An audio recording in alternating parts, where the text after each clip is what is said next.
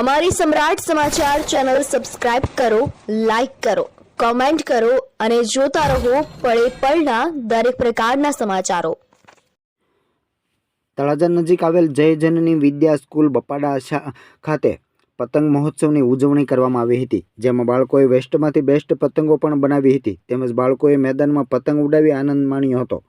તેમજ શાળા તરફથી તમામ બાળકોને શેરડીનું વિતરણ કરવામાં આવ્યું હતું। બાળકો શેરડી અને ઘરેથી ચીકી તેમજ મમરાના લાડુ, તલના લાડુ લઈને આવ્યા હતા અને બાળકોએ સાથે ખાઈને આનંદ લીધો હતો। તેમજ ઉત્તરાયણ પર્વનું મહત્વ શું છે તેનો સાચો અર્થ પણ સમજાવવામાં આવ્યો હતો। શા માટે તલ અને ગોળના તેમજ મમરા અને ગોળના લાડુ ખાવાથી શું ફાયદો થાય અને શું તેમનું મહત્વ રહેલું છે, શેરડી ખાવાથી શું ફાયદો થાય તેની સાચી સમજૂતી સાથે પતંગ મહોત્સવની ઉજવણી કરવામાં આવી હતી। તેમજ તમે પતંગ ચગાવો ત્યારે ઘેરે કે અગાશી ઉપર કે કપાઈ ગયેલી પતંગની પાછળ ન દોડવું તેમજ સમજ પણ આ બાળકોને આપવામાં આવી હતી।